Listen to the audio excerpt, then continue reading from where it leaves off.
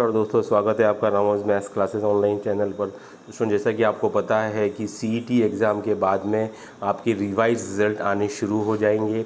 उसी कड़ी में अगर हम लेवल 2 साइंस की बात करें स्टूडेंट, तो ये सबसे हॉट क्वेश्चन है, what is the plural of mouse.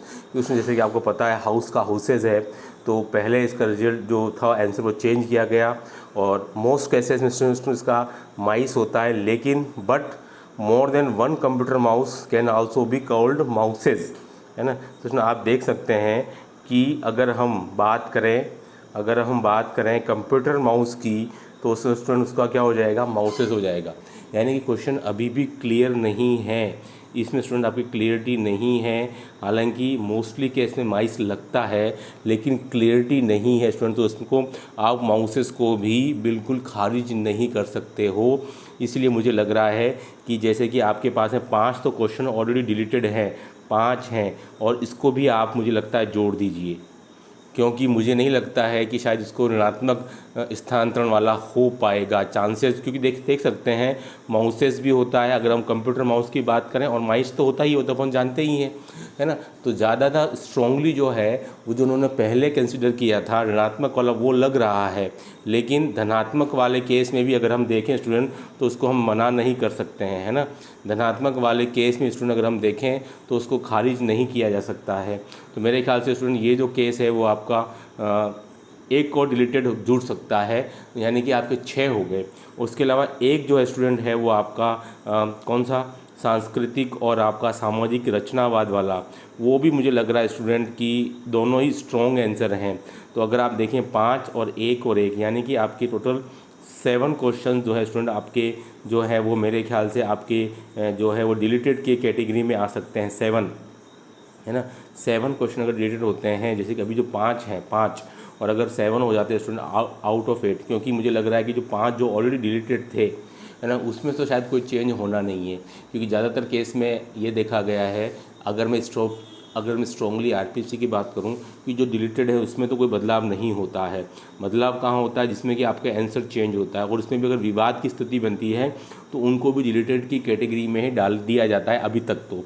तो अगर ये माउसेस वाला देख लें, इसके अलावा एक आपके सांस्कृतिक और जो रचनावाद वाला है सामाजिक वाला, उन दोनों को भी अगर काउंट करें तो सुनो आपके टोटल आउट ऑफ 8 आपके 7 जो हैं वो डिलीटेड क्वेश्चंस की कैटेगरी में आ चुके हैं। तो इससे जो है आपके मार्क्स पर क्या असर पड़ेगा, तो देखिए डेफिनेटली असर तो पड़ने वाला है ना। डेफिनेटली असर पड़ेगा, असर उनके पड़ेगा जिनके ये क्वेश्चन सही हैं। कब, जिनके आंसर सेकेंड आंसर की से सही हैं, है ना, उनके ज़्यादा असर पड़ेगा। क्यों, क्योंकि अब ये क्वेश्चन डिलीटेड होने की वजह से उनको जो दो नंबर मिल रहे थे 2+2 वो उनको नहीं मिल पाएंगे, यानी कि उनको लॉस है। तो मुझे लगता है कि ऐसे स्टूडेंट की संख्या थोड़ी सी कम होगी। मैक्सिमम स्टूडेंट जो हैं वो इसमें माइस वाले यानी कि ऋणात्मक स्थानांतरण वाले ही होने चाहिए, और मुझे लग रहा है कि शायद इसमें ज़्यादातर लोगों को फ़ायदा ही होगा। और इसमें फ़ायदा किनको होगा, इसमें फ़ायदा इनके होगा जिनके क्वेश्चन जो थे वो रॉन्ग हो गए थे सेकेंड आंसर की में। तो डिलीटेड होने की वजह से उनकी जो नेगेटिव जो मार्किंग थी स्टूडेंट वो उनकी हट जाएगी, है ना। उनकी जो नेगेटिव मार्किंग स्टूडेंट वो उनकी हट जाएगी, तो इस वजह से उनको फ़ायदा होगा, है ना, नेगेटिव मार्किंग की वजह से। ठीक है, तो इसमें नुकसान किसको है, नुकसान स्टूडेंट उनको है जिनके क्वेश्चन सही है ना। नुकसान जिनके क्वेश्चन सेकंड आंसर की से, जिनके क्वेश्चन का आंसर सही है सेकंड आंसर की से, उनको नुकसान होने वाला है। अब ये अलग बात है कितना होगा क्या होगा, लेकिन मुझे लगता है शायद ये 2 क्वेश्चन आपके बहुत ज़्यादा अंतर पैदा करेंगे आपके फाइनल रिजल्ट के अंदर, जब भी रिजल्ट जारी होगा।